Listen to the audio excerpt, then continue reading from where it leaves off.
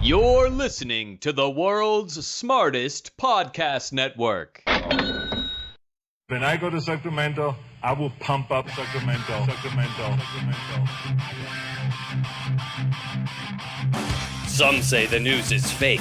Others say it's real. These two don't have the time to check. Instead, Turner Sparks and Michael Ira Kaplan turn to comics stationed around the globe to be their eyewitness reporters so that you can know what's really going on. This is Lost in America. All right, everybody, welcome to Lost in America, episode 282. My name's Turner Sparks.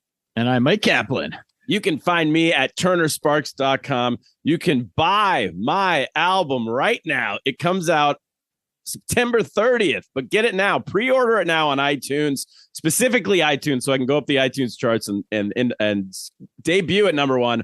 Or you can buy a signed CD. Go to turnersparks.com. Go to my website. I will sign it for you, send it to you, mail it to you. It'll be to you before the album comes out if you do it right now. You can find Kaplan at Kaplan America, on all social media platforms. Kaplan on the podcast today. We're talking to the great Ollie Horn. He is back. He will be with us in just a minute. He is touring Asia right now. He has a show coming up in Kuala Lumpur. Go to his website. We'll get that from him in just a second. Go to his website to get all the tour dates on that. But Kaplan, we're talking to Ollie in a couple minutes here about Liz Truss, the new prime minister Of where? of the United Kingdom. They have a new prime minister? Most people don't know this. Most people think the king is now in charge of the country. Right. I saw a headline on Fox. It came through my alerts and it said King Charles inherits an economy in shambles or something like that. Yeah. And I said, King Charles. he's got a lot on his plate. This guy he just took over. I enjoyed the his first statement because I was always because all these in America apparently everyone thinks he rules the country and the Queen used to run the country and I was pretty sure that wasn't the case. Yeah, well, but then I saw his opening speech and he said, everybody, because in my mind he didn't really do anything, but he said, don't worry, everybody. I will do less than I did before. Do really not worry, which is a great way to start a new job. Yeah, set the bar low. Set expectations. You don't come out saying making big promises. Like we should have done it with our Patreon show. Previously, when I didn't have this job, I might have dabbled in things that had to do with this job. I won't even do that anymore. I will literally do nothing, and everybody breathed a big sigh of relief. And which is also great when you're at a new job. I was like, oh, good. He's doing that. So anyway. Well, I made the hack comment at home that I'm like, the guy's got his first job at 73. And my wife was upset with me. She's like, he was in the military. She starts listing me his whole CV. And I was like, oh, I didn't realize that these are real jobs. That was a big American Twitter thing to go. Yeah. He has his job. But anyway, there is a prime minister. She actually is the elected, right? And it's a great time for her because no one's paying attention to her, so she can just do whatever she wants. She can get under the radar. Really good. But before we get into all that, folks, all these people in America, they're donating money for the Queen's funeral. There's a Patreon going on. They're raising money. They're raising money for the king. They go, he has to work. So everybody, give him some money. Forget all them. Give money to us. Patreon.com/Lost in America. I know you were wondering where I was going, Captain. That's where I was going. It always leads back to us. Patreon.com/Lost in America. We put this show out for free for you every single week. Thousands of people listen to it. Currently, 41 of you subscribe to our bunch Patreon. Of deadbeats. Yeah. Pitiful. It's pitiful ratio. Thousands and thousands. We blame you. We don't blame us. Yeah. Why blame us? Doing. Well, here's maybe the problem. We should learn from King Charles. We've been saying we're going to do 2 and 3 episodes a week. Oh, good point. Yeah. Maybe we should promise less. Yeah, he's coming out saying I'm going to do less. If you pay us money, we'll talk less. Yeah. So how about that? We'll do. Maybe people don't want it because we'll people make it more of a hostage situation. So the more you pay, the less we'll do. Because they get annoyed with the feed. They feel like they're paying for it, and we're sending them all these episodes, and then they don't have time to listen to them. So maybe we'll do the other way around. Pay us money, and we won't send you episodes. That's a good point. We will do that. And for everyone watching us on YouTube right now, like and subscribe, smash the like button. I learned that from your daughter, Kaplan. Boom. Smash the like button, hit the bell, and look at Kaplan's shirt. He's wearing a shirt from England. I'm wearing an England soccer. So cliche today. I'm wearing my England soccer jersey that I probably bought when I was not studying abroad, but it's a study abroad thing to do. So yeah, it really is. Kaplan. Now, what do you know about this new prime minister? I mean, my understanding is we had this guy, Boris Johnson. He was a great character. I understand that too. Yeah, he was like the Trump of England, although he was nowhere near as like radical. He was more in personality wise, the Trump of England. That's what it was. It was that's a better way to put it. I think this idea had hair.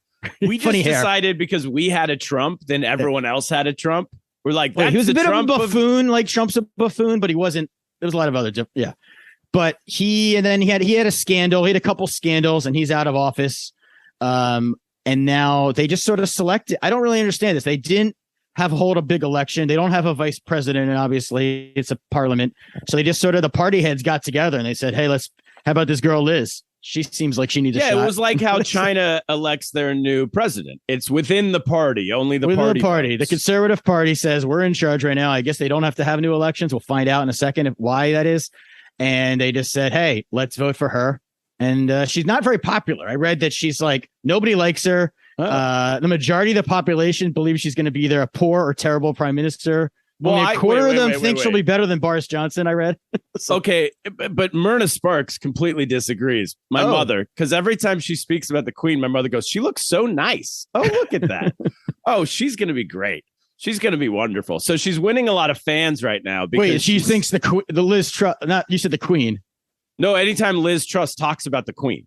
Oh, yeah, she's gotten a lot of airtime globally right now. The world knows her. My only other thing I read about her was in her youth, she didn't like the monarchy. She was anti-monarchy, but she realized in politics, she was the only white woman who didn't like the monarchy, apparently, but she's come around. Well, you're judging that off America. So American white women love the monarchy. I don't know if that works. It doesn't. We'll have to ask Ollie about that. Anyway, you pretty much covered what I know. That's pretty much it. I know she passed an energy bill kind of under the radar that could cost more than 100 billion euro. I mean, not euros, pounds. They're in pounds over there. They don't know, no euro. They fought a war about that. Yeah, sorry. 100 million pounds, which is more than the bailout that they bailed out the whole coronavirus. They're going to spend on energy. They bailed out the coronavirus? Yeah, they bailed out. It's 7 a.m. out here. You a-holes did the show. Yeah, sorry. I'm in California. Anyway, welcome to the show. Ollie Horn, where can we find out about your tour? Let's start there because you still have a couple shows left. This is coming out today, so I do know you're going to be very soon. Oh, cool. Thailand. All of your listeners in Phuket, Thailand. we have listeners across the world. Yeah.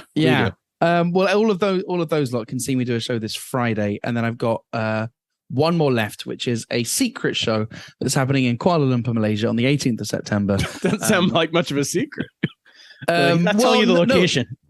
That's the thing. So, the location, you can DM me on my Instagram. My Instagram is Ollie Horn Comedy, OLLIEHORN Comedy, and the performer, right? Wait, OLLIEHORN Comedy. That's my Instagram. Got it. I'm just going to go watch this show. And the person who's going to be performing in the show is a guy called Ali Tanduk. Ali, A-L-I, Tanduk, T-A-N-D-U-K. Ali is, if a Muslim was called Ollie, that's how you'd say it. And Tanduk is the Bahasa Melayu word for horn. And that's what's appearing. Wait, can I ask a question? You have a Muslim stage name. To perform in Malaysia, do you have to be Muslim now? Wait, look. We don't want to get in the weeds of this, but basically, Malaysia's had a couple of issues with censorship, and I was associated with a comedy club that got shut down by the authorities because its owner presided over an open mic where one of the performers made some anti-Islamic rhetoric. And some of his jokes, although he is Muslim, he made some jokes about his Islamic upbringing, which some people didn't like. And so there are elections coming up in the country, and so he was made an example of, and so was arrested under the Sedition. This comedian Act. We know was arrested. Yeah. I don't want to say too much, but basically. He had to spend a night in lockup, and he's on bail. In fact, we hung out in Singapore, and in order for him to go to Singapore, he had to go and plead before a court to get his passport to be allowed and to even leave the country. Jokes, self-deprecating jokes about his own childhood. Kaplan, could you imagine if the Jewish lobby got so big in America that you weren't allowed to do? Well, I was going to say that's jokes? culturally appropriating. That's real crime. Self-deprecation upbringing. That's crazy to me. But anyway, he's a hero, and he's really bounced back, and he's still gigging. That's why he's such say a great his name. He's right? still gigging. Rizzle Van Gazel. I think I can say his name. But you should say his name.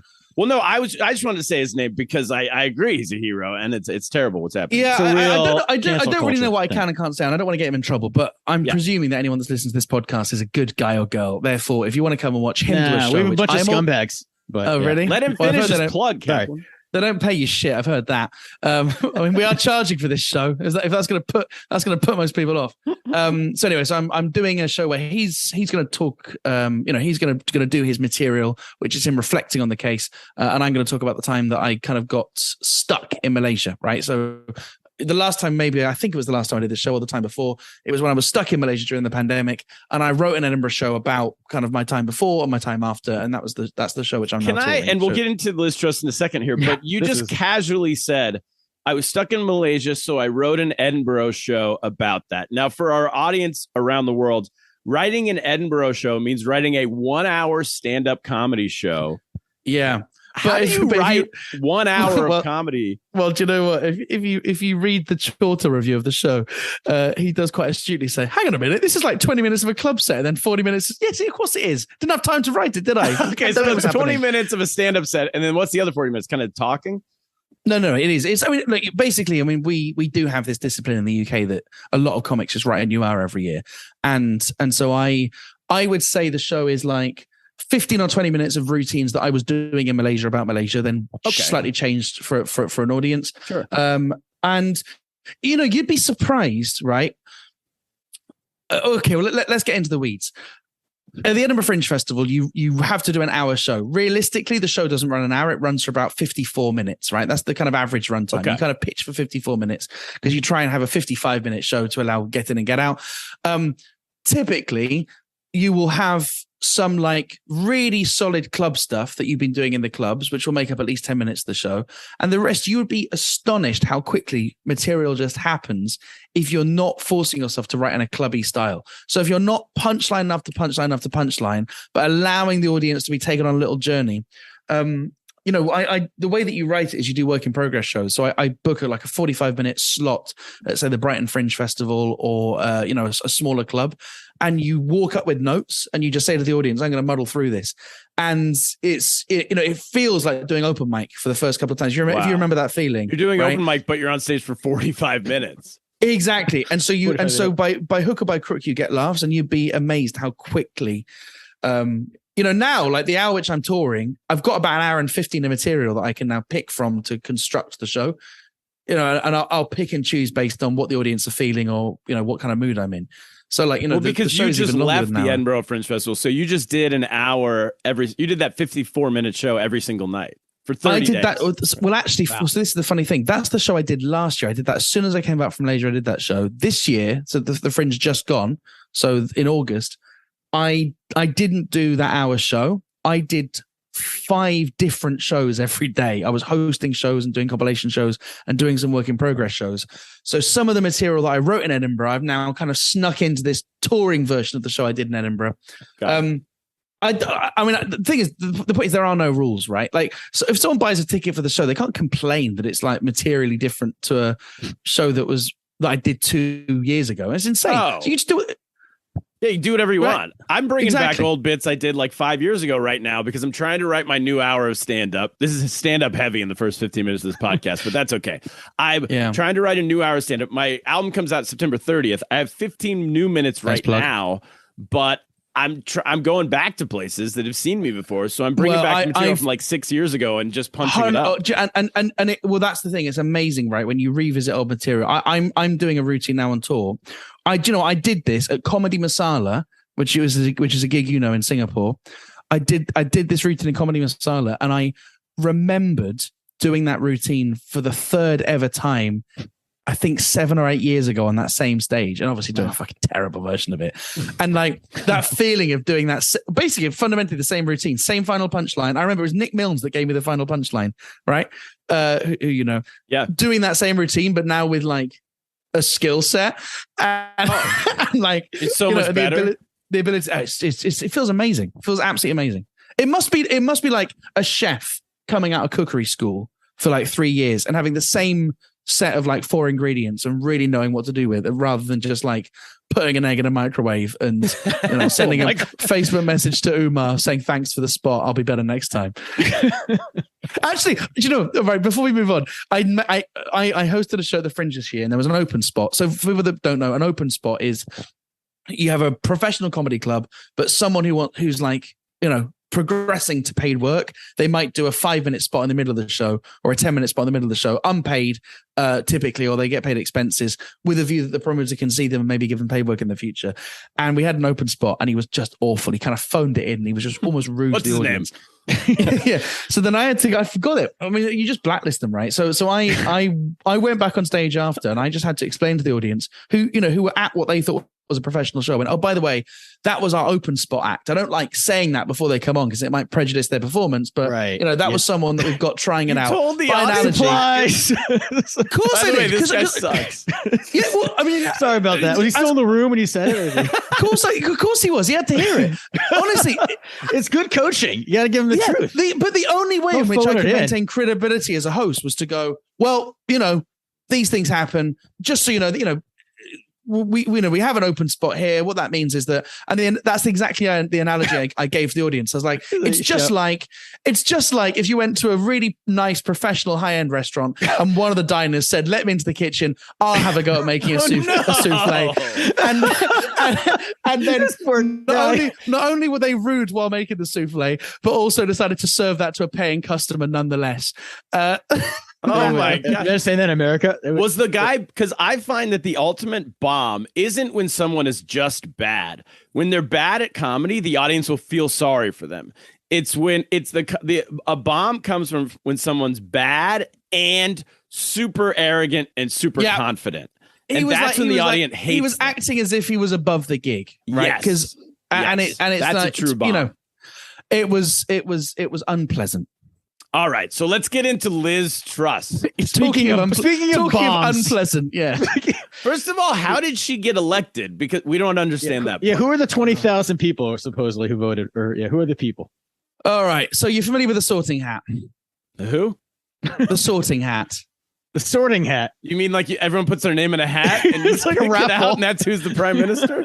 Do you know what? That would be more democratic. Right, basically, right. The current government is made up of members of parliament, right, from the Conservative and Unionist Party. Yes, right, because they got a majority in the last election. They had to do coalition and all that stuff. Exactly. Now, they by convention can ask the Queen.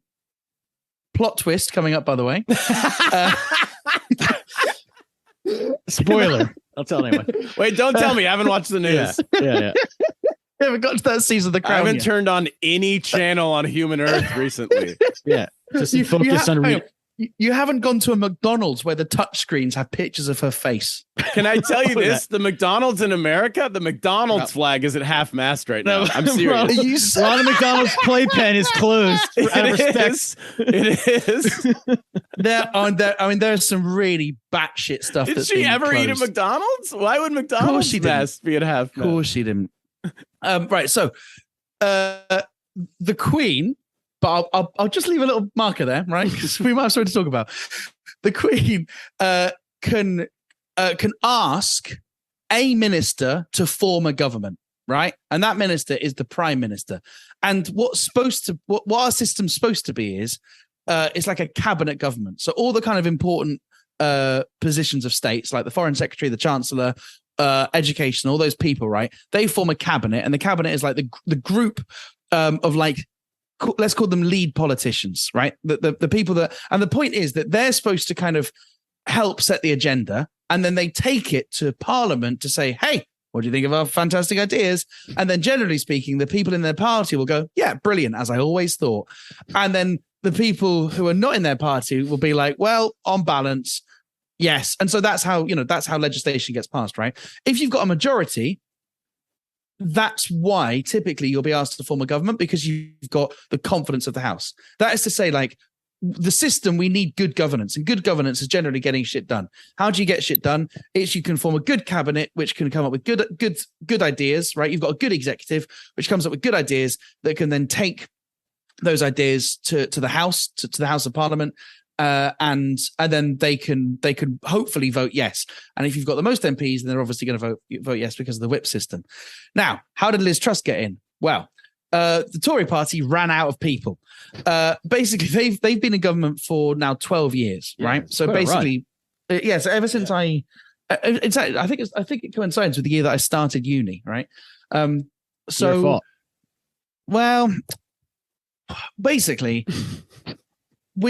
there's a comedian called Joe Lycett who said on TV that Liz Truss represents the backwash of the Conservative Party, which is basically they've gone through all the talent. They've got like all the possible talent has been used now, and the party knows that they're probably not going to win the next election. So they don't want to waste a good one.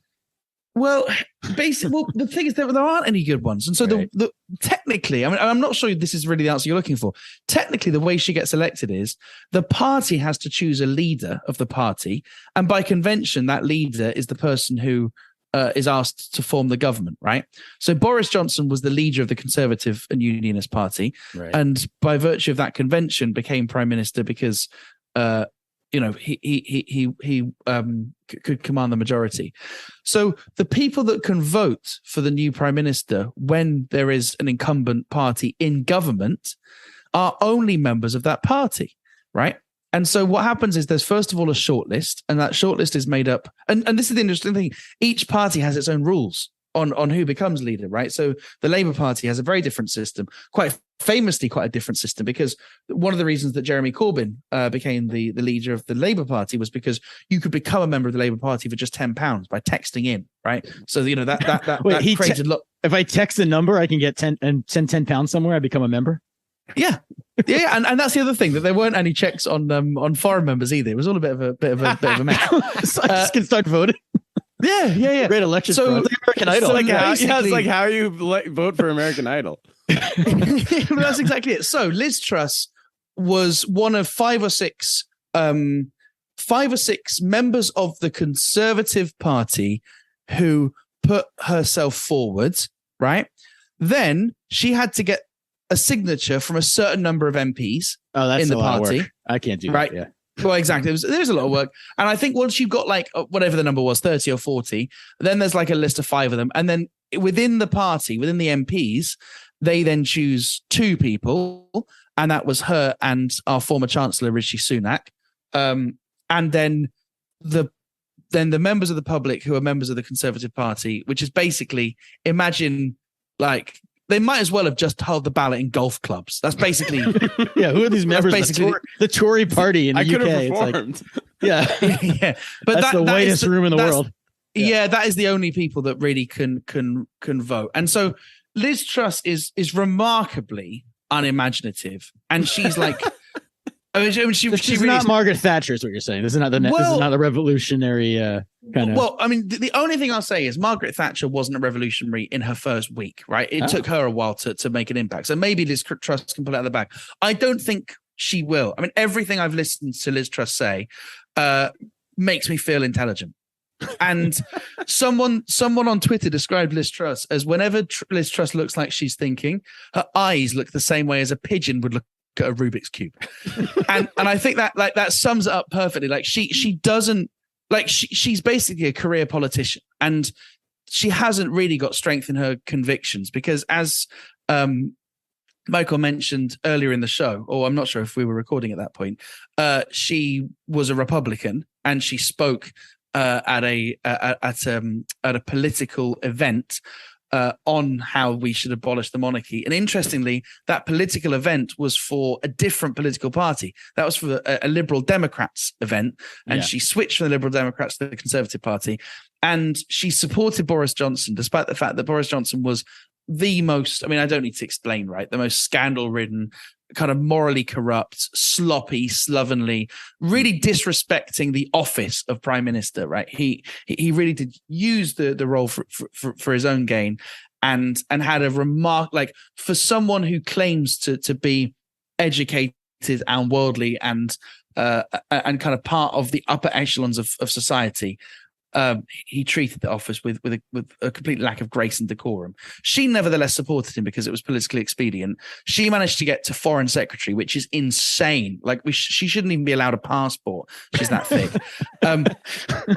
And so she then manages to get to the top of government. And this is, by the way, if there's one thing that listeners kind of take from this episode, other than the fact that Turner Sparks' album is available for sale. Yeah, that's obviously priority number one. Priority number two is, right? Good plug. Liz Truss has been in government for the past decade, right? She was brought in, and she's been in cabinet. And this is the important part, right? We don't have a presidential system, right? The prime minister is not the head of state. The Queen is. Again, we're going to come to that. The monarch is, right? They're not the head of state. They don't have kind of executive authority that's different to any other member of parliament, really. I mean, they do have some extra executive functions, but generally speaking, the government is supposed to be done by cabinet. And the critical rule, the most important rule, like kind of the cornerstone of this system, is that everyone in cabinet agrees. So they're supposed to be bickering in private, and then the moment they announce policy, or the moment one of them does something, there's this doctrine called collective responsibility, which is basically all for one and one for all. And the policy, and it's kind of gone now. It used to be an important part of our convention that you'd resign from the cabinet if you disagreed with what the cabinet was doing, or if there was another member of cabinet that brought that cabinet into disrepute. The kind of honor system was supposed to be, we're a team, and we just happen to have a leader, right? And that leader is supposed to be kind of a leader amongst equals.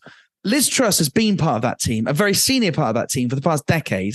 And by any metric, the UK is in a worse position, right? Like, child poverty is up, access to healthcare is harder. The pound is in a worse position. We're now, India has overtaken the UK as one of the top 5 economies in the world. We dropped. So by basically any metric other than yacht owners, I think they've done a bit better. That's a big metric though. That's quite the metric. Yeah. The yacht owner index. I follow it daily. I always check it.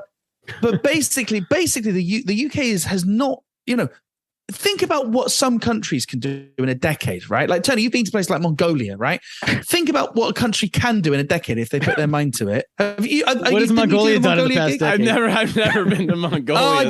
What have they done the last decade? I had you down as one of those acts that did that awful. Well, it's not awful. It was good. It was good because you were in Mongolia, but it was in the most unplayable comedy room in the world, which was a there was a spiral staircase in the middle of the room. So you'd be performing to an empty spiral staircase. Wait, are you talking about the actual comedy club that's there? Yeah. Have you played Mongolia? No, wait, you're talking about Myanmar. Oh, sorry, I am. I'm sorry. I hope you guys have been better than Myanmar the last decade. Description of the comedy room. Yeah, right. Sorry. That's impressive. Because I have Describe played this that country room in Myanmar. Me and Kevin J and I played it together. That's where we met. Brilliant. Well, I've done it twice. And the audience didn't realize what good a show they were getting. And anyway, the point. Okay, well, fine. Yeah. It's also true. Well, Myanmar. They haven't had a great decade. Anyway, you were on a roll. Keep going. They've not had a great decade. But think about what you can do in a decade, right? Think about what I've managed to do in a decade. All right. Right. What have you done? No. Ollie's a big hit. He's big. He just made money at the Edinburgh Comedy Festival, which is almost impossible. He came out. It basically is.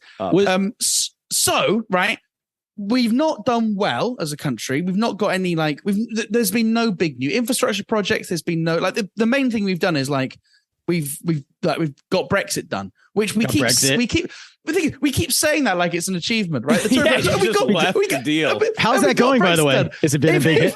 It really is. It's like saying it's like imagine you're having an argument with your spouse, right? About you've done nothing around the house. It's like I put bleach in the pond. I put bleach in the pond, right? And you're saying that, and you say it with a cadence as if it's a good thing, and you just have to go, yeah, well, at least there's bleach in the pond now, and we've all, and there were some people that didn't want bleach in the pond, but anyway. So the point was to return to the important point, which is Liz Truss should not be given any benefit of any doubt, right? She has been in government for 10 years. She's held really senior positions, and she's had the ear of Boris Johnson. This fallacy that this is like some kind of new start, right? Yeah. That she's got any right to claim, probably the best analogy for the American listeners is, the sketch show, I Think You Should Leave, the hot dog sketch. We're all looking for the guy who did this, right? I don't know. That meme? I've heard of this show. I've never seen it. So basically, there's a hot dog car, a car made out of like a hot dog shape. Yeah, crashes into a shop. Oh, like a Wienermobile, the Wiener Schnitzel. A Wienermobile, right? Yeah, exactly. And they're looking around, wondering who might have done this. And then there's a guy that stood there in a hot dog costume, going, "We're all looking for the guy who did this." Well, it's OJ looking for the real killer. Yeah. Right. So the point is like she's been in the government. In the hot dog. She's the person in the hot dog. And she the only one who didn't step down? Because a lot of people stepped down, right? When Boris a lot of people, no, I mean, Rishi Sunak eventually stood down, at the very, very last minute, which is insane as well. Like him stepping down at the last minute is him going, "Oh, I've only just realized that Boris Johnson is an actual liar," right? Like that either means that he was tolerating his lies up to that point, or he's so stupid he only realized last minute. Yeah, this happened with for him. After the January 6th insurrection, like the last 10 days of Trump's in office, all these people from Trump's cabinet stepped down. They're like, I can't take it anymore. Well, that insane. And that's what I thought was crazy. Cause I mean, what really did Boris in, right, is like a scandal involving one of the members who drank too much. And was it like a Me Too scandal, right? Somebody, fondled some women. And of course, the funny thing about it's not funny, it's awful, but like the classic thing about that is, while all that was going on, Boris stayed in power, and also the MP was still an MP, right? It's like, although that was the scandal, but to be honest, it would have been anything, right? Boris was just, and I guess the problem is this, right? One of the reasons why the Tories have done so badly in government, particularly under Boris Johnson, but also under Theresa May, let's not forget that. I mean, Cameron, to give him his dues, although he made a catastrophic although he made a catastrophic decision to do the Brexit referendum the way he did, and if anyone remembers. The kind of main point I made on that show we did about Brexit was the referendum wasn't a bad idea. Having it as an advisory referendum with a basic majority, but treating it as if it was a proper referendum with a special majority was Cameron's big decision. So, and that decision was clearly wrong. So what that basically means was 51%. Yeah. So Cameron said it's only going to be advisory, like his way of making it not constitutionally meaningful, right? And not having to go through all of those checks to make sure that, all the right people could vote. And, there was, maybe 2 votes taken over a period of a long time, as other constitutions make happen. He didn't bother with any of that, right? Because he thought he'd win, and he thought he just needed to get it done to bat the issue away, like he bat the Scottish independence referendum away. That's quite the misstep. He clearly did not have his finger on the pulse of the country. He completely he was running. And the thing is, like, doing that referendum is not a bad thing, but making it advisory was the big issue, because once you say it's advisory, you allow your opponents to treat it like it isn't, right? Yeah. And the moment the genie's out of the bottle, he lost control of the narrative. So Cameron at least did some fairly interesting progressive stuff while he was in government, right? Gay marriage, for example, big one. Some education reforms, which some people say were bad, but at least something happened, right? At least something happened. That's what most reforms are in most things, to be honest. Just try to do something. But when you after that period, right, you've basically got a party which is just fighting within itself, and that's the issue, that they haven't managed to achieve anything of any merit or anything meaningful, because it's either a problem with Brexit they're trying to fix. So Theresa May was just paralyzed by the fact that everything she had to do was through the lens of sorting Brexit out. She didn't have any other agenda. There wasn't parliamentary time to discuss anything else, right? And I think the same is probably going to be true for and obviously Boris Johnson was just internal scandals, whether it was who paid for some wallpaper, or whether it was a former KGB agent is his friend and he's been going on secret holidays with him, right? So like, well, was anybody surprised by this? By the way, that's what I can't. It's like the Trump thing. It's like you sign up for Boris and now you're shocked by all these scandals that come out. Well, exactly. Well, I think because I think people mistakenly thought that he would respect the. Oh no, I think what he thought was there was enough safety nets in government, right, in the civil service, that our kind of paper thin constitution, which is like made of tissue paper, wouldn't be damaged. But it turns out that he just used that as a coaster for his bottles of beer while he was having parties while we all were locked down, right? Yeah. Basically, what about Liz Truss? Johnson very, very quickly realized that he was kind of out as, he couldn't do anything meaningful with his office other than bat away scandal after scandal after scandal, and also kind of keep the party happy. And if you're motivated by popularity rather than any kind of political will, that's what's going to happen. And unfortunately, Boris didn't really have, I quite like politicians that really believe something, even if they're bad ideas, right? At least they're an opponent you can work with, right? Having an opponent which has the strength in their convictions, right? One of the kindest things an opponent can do to you is to make their argument clearly, right? Johnson only picked Brexit because it was the most politically expedient thing to do, and also some people might have given him money. Liz Truss has the same issue. She was anti-Brexit and now she's for Brexit. She was anti the monarchy, now she's for the monarchy. She doesn't really have any ideas that I can tell. The only thing that I think she's good at, because she's kind of got this like nouveau middle class, real respect for institution and authority and Britain and Paddington Bear and all that bullshit, right? She's probably in her element now. All this stuff like curtsying before a king and, reading out statements that have been written by university grads, right? All that she's probably pretty good at. And also like she's now presiding over a parliament that's taken something like a 20-day recess because we all need time to be sad, right? So like she's great. They canceled soccer games and everything, football matches and everything. That's what the Queen would have wanted. Yes. All right. We need to pause for our advertisements for a second, and then we'll be right back. Is it cereal? No, it's not. The enemies. I was about to say they dropped us. Let's be honest, we dropped them. The cereal wasn't good enough. enough. It's bad for you. Yeah, it's not good for you. But if they want to come back, we'll change our. Why is Magic Spoon bad for you? No, it's not bad for you. It's good for you, but we're not doing a Magic Spoon ad because they're not paying us. Right. Can I just say, if anyone wants to buy any Magic Spoon cereal, I've got a discount code. No.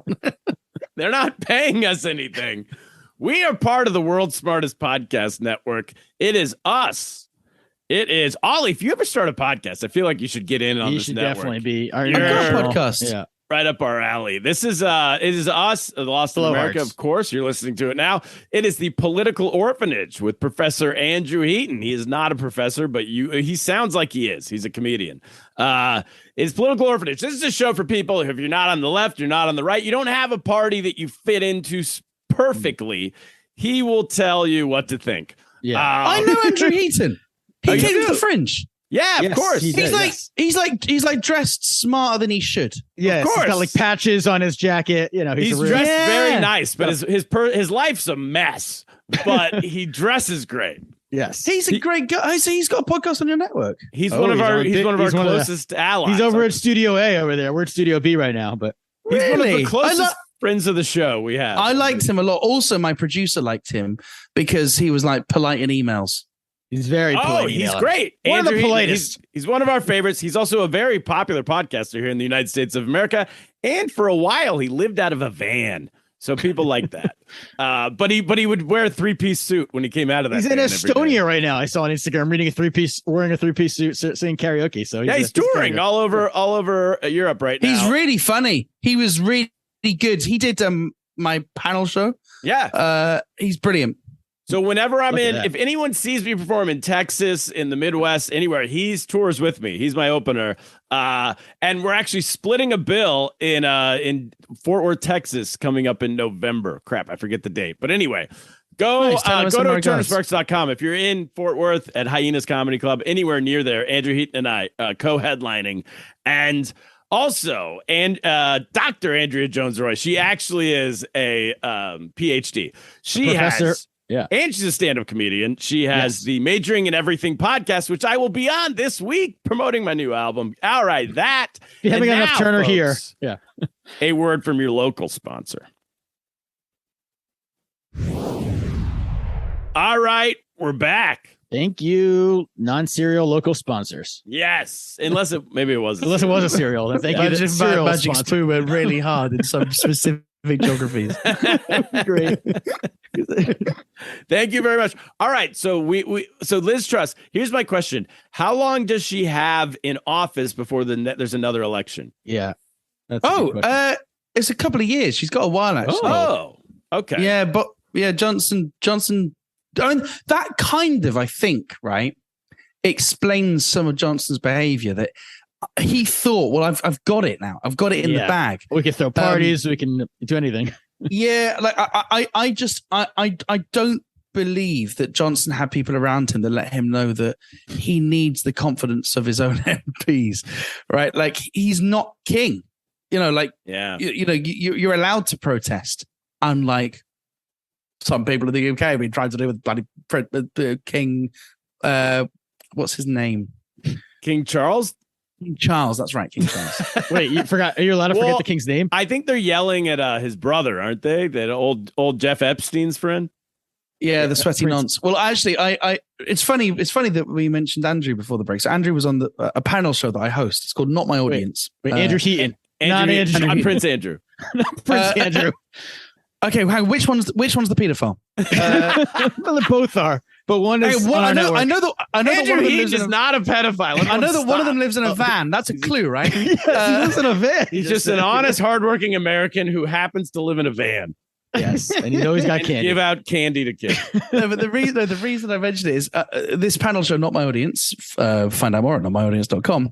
We hand out pens to the audience to fill out like a little, to write down suggestions for what they might want to hear stand up about. Yeah. And that forms part of one of the rounds. And we'd always have the pen stolen, right? Like, and so we looked at the production. We were spending literally hundreds of pounds on pens. We were sending production staff to go to Ryman's to get pens.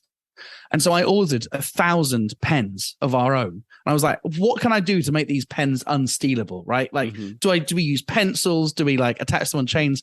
And I printed on them the Prince Andrew fan club. Right? so then no one's gonna want to steal that pen. So anyway, so Andrew Heaton was on that show. So no, people have been protesting the king, and I think this is really, really, really, really, really important, right? One of the reasons that we have freedom of speech, or rather, one of the main reasons, is not so you can call a man who hasn't put enough effort to look like a woman in, the wrong thing, which is what everyone seems to think freedom of speech is about, right? And we've got nut jobs on YouTube that think that the only freedom of speech issue is trans rights, and it's sad because it's like the trans community didn't want to get caught up in this debate, and the freedom of speech debate is far more important than like anything to do with what we're calling each other, right? The reason that we need freedom of speech is because it changes our relationship with power. Right? Like the reason why freedom of speech is an inalienable right, not a right. This is so important. Freedom of speech is not a right that is given by the state as a gift that can be taken when it's inconvenient, right? True. It's inalienable. It exists before the construct of the state, right? Like the social contract is predicated on us having freedom of speech to criticize the state. And so I don't want to sound hyperbolic, but I do think it's genuinely concerning that once King Charles was crowned and people started to make legitimate protest, which, by the way, is the only way that we can remove him. There's no constitutional way of removing the monarch unless there is some form of civil disobedience, some kind of protest, some kind of if there's some way that we you're just saying there's going to be a coup against him? Not a coup. I mean, we don't have to do it French style with guillotines, but we just need to withdraw our consent, right? Like the moment the king doesn't have public support, right? That's kind of where his authority comes from, right? Like historically, you might say that the king or the queen got their authority through divine right, right? That was the old way of, it was like, God put me here, right? But then it was like, well, hang on a minute. If God put you here, why do you need to fight all these other people that also claim that they should be in charge, right? And so then it became like, well, I'm the reason I'm king or the reason that I'm queen is because I control the army, and I'm gonna keep us all safe, right? There's always a contract, and so freedom it was really important that we could protest because that's the only way that you can remove that. A couple of important points. It's very sad that Queen Elizabeth has died, and I know that a lot of people are mourning, and I also know that sometimes the death of a public figure such as Queen Elizabeth, it's not just the death of that individual, but it can trigger grief in other ways, right? People can reflect in their own life. So none of what I'm saying is looking to belittle the fact that there's genuine grief, and also sometimes these protesters, particularly when they happen in a public place, can undermine that period of grieving. So with that said, it's sad that she's passed. It's obviously a difficult time for her family, irrespective of the fact that some members of her family are paedophiles that she supported financially. Yes. Allegedly. So send her a pen. So she was. She was. Put a pen in the coffin.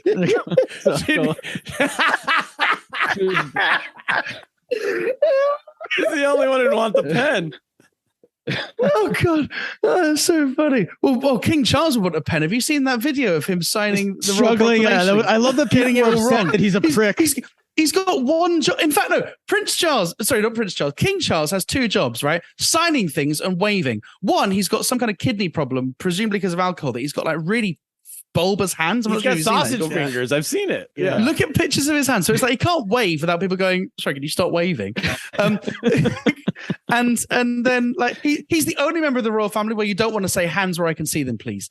Well, it might also be because of his parents or cousins. I mean, all due respect to the Queen, but aren't they cousins? Well, look, whatever it is, he's got hands that you really want to stare at. And then the other thing he's got to do is like sign things. And there's two clips in the past week of him getting angry with a fountain pen. He's like a generation. He's not used to signing things. He likes to type. He doesn't like. Well, whatever it is. Also, let's just remember that, especially after the discussion we've just had about Liz Truss, who is not our head of state. She's not our representative abroad, although she was foreign secretary and did a pretty bad job of it.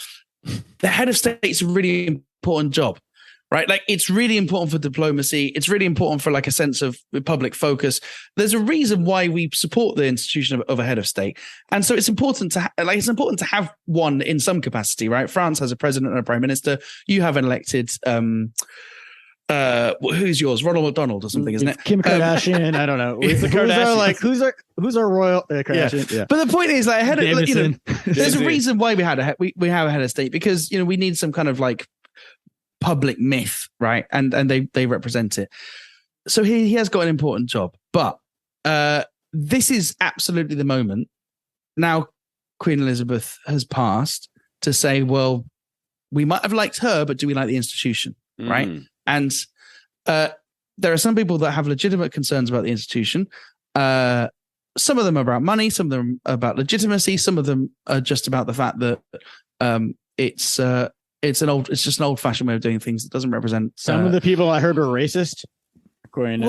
Well, sure. Look, I mean, there's lots of reasons to want to become a republic or to change the role of the monarchy. I mean, some people would be happy to have a kind of a Japan style where they have genuinely ceremonial duties only, and they're kind of self-sufficient, right? So, whatever shape the monarchy might change, this is definitely the moment to talk about it, right? It wasn't pleasant to talk about it while the Queen was still alive in her later years. So this is obviously the moment, right?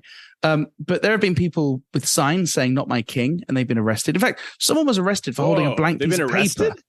Yes. There have been 3 separate What's instances. the charge? Like public order offences. So if you're likely to, so in Scotland, it's a slightly more draconian law that if what you're saying is likely to cause offence, that can be a charge. Wow. Whether they're prosecuted or not is another thing. But it's really bad. So the guy that shouted out about Prince Andrew saying you're an old whatever he said he was. Yeah.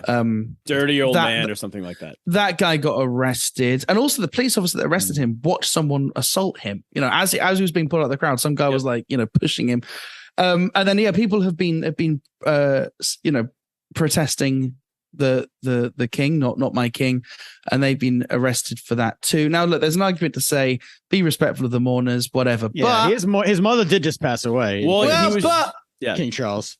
But he's, this is the moment of his ascension as well. This is really. It's like people like, if you want to disagree with Prince Andrew being a pedophile, that's fine, but pick a different time. He's not in public any other time. It's the only time, no, exactly. as far as I mean, I could be wrong. And actually, yeah. One of the arguments I've seen, which seems like a credible argument, is he's at his mother's funeral, let him mourn. He wasn't. He was a public procession. I'm sure if he wanted some quiet time for reflection, or if he wanted to be part of a private funeral service, he could. He chose to nonce his way down the Royal Mile in Edinburgh, which is actually like where all the flyering happens for the Fringe. It was such a delight to see crowds of people. It is possible. Really? Yeah. That street, man. It's such a relief that the Queen didn't die 4 weeks ago. Because if this happened in the middle of the Fringe, it would have screwed up your whole absolute carnage. Yeah, she waited. An opener guy would have got his spot. Whatever. She waited. Well, some people, someone did say that. Death happens in funny ways, and I think a lot of us have a memory of a relative who has passed after a really important moment. We hear stories of, they died just weeks after they met their first grandchild, or they died just after an important anniversary. And I'm sure that our bodies are capable of doing that, right? I don't believe that's pure mythology. And the Queen clearly does have an important sense of duty, and whatever her job is, she was clearly good at it. So, the fact that she kind of waited for Liz Truss, she waited for Boris to leave. She couldn't die with Boris in charge. But basically, I mean, I don't know. Someone said that, and I thought, well, that kind of makes sense because it was literally days after. And so, whatever those last energy reserves were, that was her last important formal royal engagement. To hand it over to Liz Truss. Well, she wanted 15. I think she was. I think the number is 15 prime ministers. She have been under her. Is that correct? It's an even number. Yeah, that sounds about right. That's got to be a record, right? I mean, no one's. Oh yeah, and she's the longest serving monarch, and she probably will be. That's one of the great records in sport. I mean, you say, but then again, plausibly, she came to the throne age 25, right? The next in line to the throne is the son of King Charles, and he's already in his 40s. Yeah. So it won't be him who's the longest serving monarch, and then after that is some children. If you want one credible argument, right?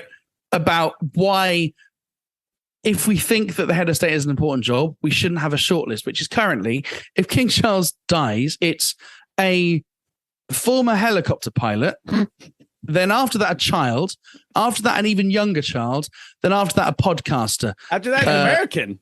Wait, yeah, Meghan Markle, is she on there? Yeah. She's the podcaster? Well, no, she's married to a podcaster. Her husband. Yeah, he's exactly. a podcaster Our too. American prince. Competition to us in the podcast charts. So we if they ascended, they couldn't host the podcast anymore. Here's all I want to say is if McDonald's went to half mast of their McDonald's flag for her, how low do they go for Trump when he dies?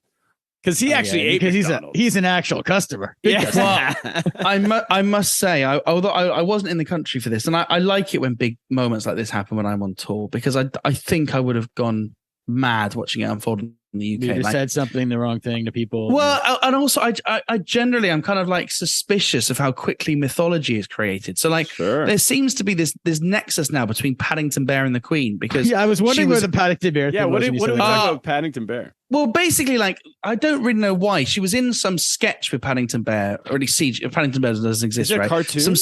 He's a little bit of an overrated bear, I gotta say, because people have been telling me about Paddington Bear. My kids could care less. My kids have no interest in him. Good. Paddington movie is pretty good, and there's a statue of Paddington. And the reason it's called Paddington was because he was found at Paddington Station, which is a railway station that connects London to Bristol and the southwest and beyond. So he likes marmalade sandwiches. Is that their commercial? Darkest of Peru and beyond. No, it should be there, shouldn't it? And so he like Paddington Bear's like, and I suppose there's a certain strata of British society which kind of believes that this kind of twee, welcoming Paddington Bear's an immigrant from Peru and like sandwiches. Yeah. like he wouldn't be sent on the first ship back to Rwanda. He's from darkest Peru. Yeah. Yeah. To Rwanda. Oh, you don't know about this? I don't even know what Paddington Bear is. I'm so lost. I might have one in my apartment. I go find it. Never heard Paddington of Bear's this. not from Rwanda. He's from Peru. But there was a scheme to send migrants that had crossed the channel by boat straight to Rwanda for processing. Jeez. And the reason that what Rwanda year was this? This year. Oh, what? You don't know about this? No. Man, this sounds like the kind of policy that was dreamt up as kind of a laughably evil idea in the back of a taxi. And that's obviously what happened. It was like some Tory going, what can we get good headlines? Send immigrants to, that's the first wheel spinning. Ad libs. Send immigrants to, and then, insert name of a country that sounds bad, Rwanda, right? And it's like, what do you associate with Rwanda? I don't know, genocide? Yes, great, right? So that's obviously what happened. Well, yeah, I mean, but not in the mind of a Tory. So, yes, there was a policy basically to send migrants to Rwanda for processing over awful, just a terrible policy.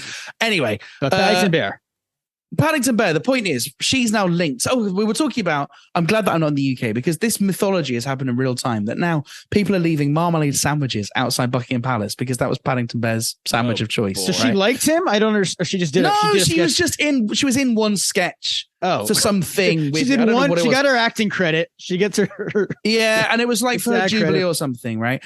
And so all this kind of like twee.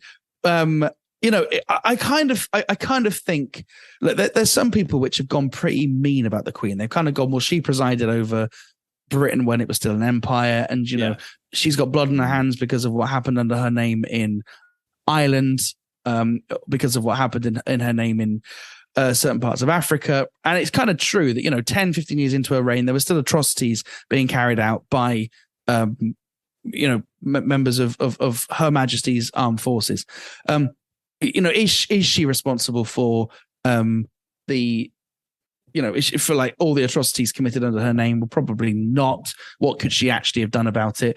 But also she was the queen that kind of presided over the end of an empire as well, right? So there's also that. Yeah. So I think some people have gone pretty hard on her, and there's been some quite vicious stuff on Twitter about how she represents the worst of imperialism, and there's credible. That's kind of true, right? There's a middle ground, is what you're saying. Well, I guess the point is that there are people that have kind of gone the other way, which is like she represents the best of Britain, and there's this kind of version of Britain which is like in the 1950s where I don't know, she got us through the war or whatever nonsense. It's like MAGA for Britain. Like what war in the 1950s? Exactly. So, but she's used World War II was already done. Wait, she was empowered in World War II, right? Or was she? No, bollocks. That when did she come to find it? She predates Churchill by age, right? Right. That's what. But not by power. Just no. Hang on. Is it by age? No, not by power. No. I'm being sarcastic. Oh, right. I saw that movie. When I say she got us through the war, I'm being sarcastic. Yeah. The point is like there's a kind of. There's a kind of the Vietnamese War, when Sinai crisis, the Suez crisis, right? England got involved with that. But the point is that there's a kind of using her as a projection for quote unquote the best of British, and we've seen we're seeing this happen in real time. This like link between marmalade sandwiches and the Queen, and it's like the marmalade sandwich is representing that's how like good poor Britain is. Immigrant food. Who likes marmalade? Yeah, it's ridiculous. Well, not even that. It's kind of sad that like we're in the middle of a proper crisis where food banks are like there's more food banks than we have money now. People are wasting food on a. Yeah, it's really sad. Also, food banks are closing on the day of the funeral. So much is closing on the day of the funeral. It's insane. Wait, food banks are closing? Homeless shelters are like you're a homeless person, you can't get a meal. Well, I tell you what. So Center Parcs, which is a leisure resort, was going to close for the day of the funeral for no good reason at all. They were going to say you got to check out of your hotel rooms at 10 a.m. You can come back and check. Turner, is the Friars Club closing? I'm sure the Friars Club's closing for the. They take any chance to close. The day of the funeral. What? So, here's a question. So, and maybe we can end on this, but Liz Truss, the war in the Ukraine has you guys, your energy. You have like an energy crisis going on right now, as far as I've read. And the one big policy thing she has done, and she did it hours before the Queen died, so it hasn't really been talked about much, but she committed to freezing the price of energy through the winter so that people were not going to have to go without heating and all that kind of stuff. Yeah. Right? Which is going to cost estimates 100 billion pounds, which would be more than was spent on the whole, as we talked about earlier, on the whole coronavirus bailout pandemic. What will she rule? It looks like not. She'll still support Ukraine. Does it seem like that? 100%. I mean, definitely. Boris was good on Ukraine, right? Yeah, he was good. Yeah. I mean, Boris went to Ukraine whenever he was feeling sad and wanted a bit of purpose. He got a warm welcome. Just there, like right? walking the streets of Kiev. Right? Honestly, he would genuinely a little bit. He would rather be walking down the streets of Kiev, likely to be bombed to smithereens, right? Because that for him felt safer than being in his own cabinet room. Sure. No, Liz Truss will definitely continue. That because again, foreign policy is not just decided by the prime minister. That's the point, right? Like, foreign policy is definitely decided by the office of president, right? Foreign policy is decided generally by cabinet, right? So yeah, 100%. The support for Ukraine is continuing. The wholesale gas prices are not high just because of what's going on in Ukraine. I think that's a useful narrative.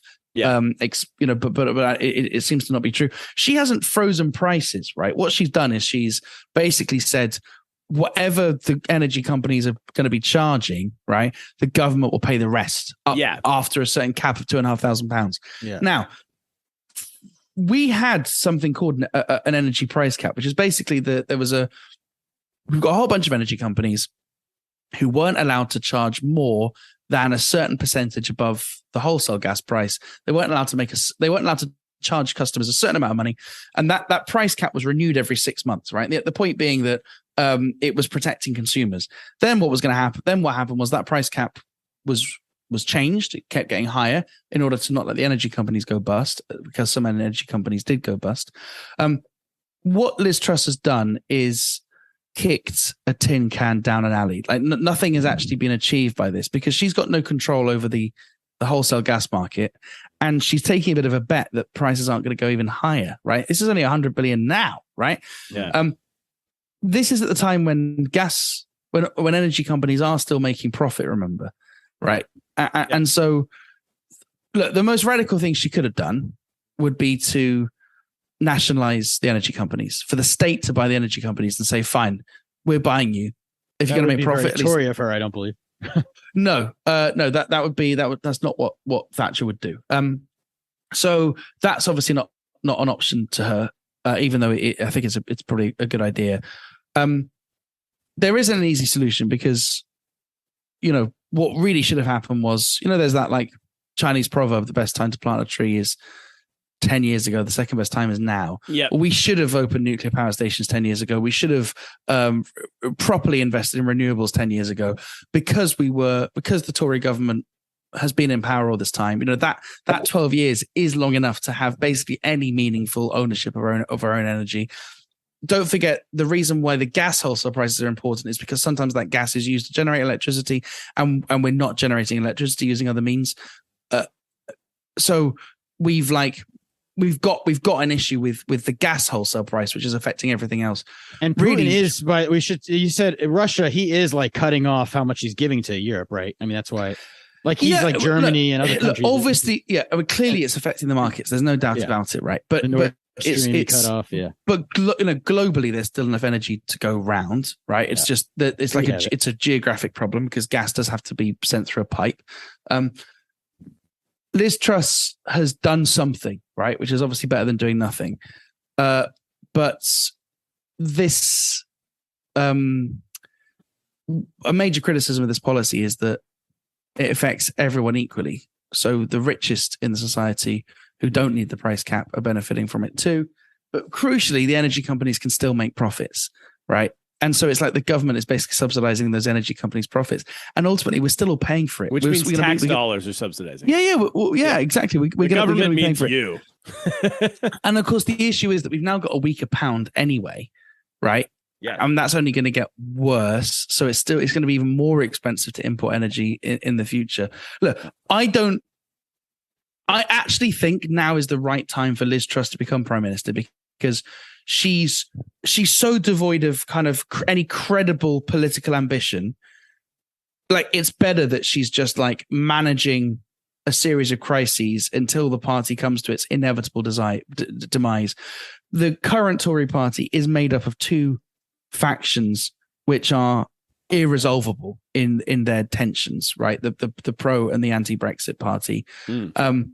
It's really sad to see someone like her who has spent her whole life trying to get this job.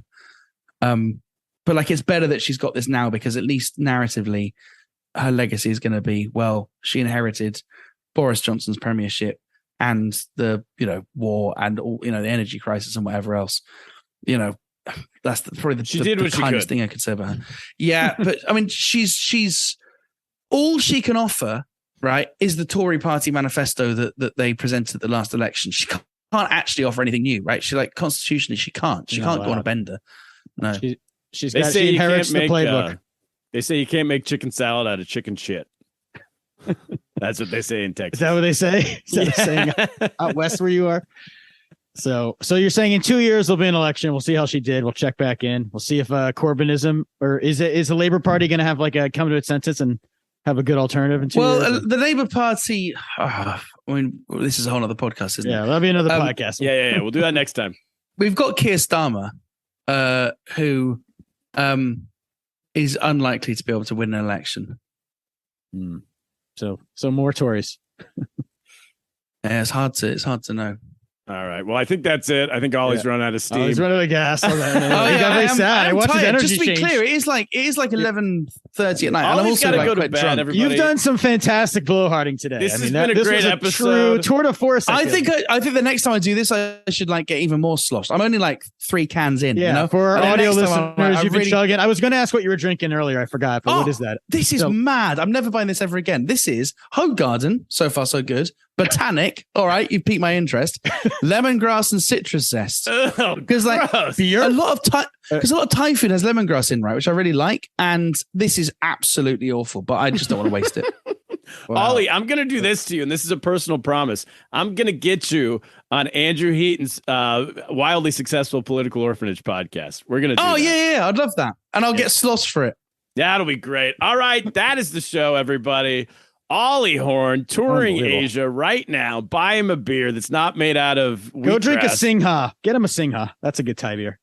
Right? Singha. Isn't that a Thai beer? I'm trying to remember. For my month. Anyway. Well, anyway, buy him a different beer. Buy him a beer. Yeah, that's it, everybody. Ollie Horn, thanks for doing it. Check him out on tour, everybody. OllieHorn.com, I believe, is the website. Kaplan. That's it. What should we do? On that note, let's get lost. Get lost. Oh, and go to timesquaregossip.com. Get lost. And buy your album. Yes, get lost.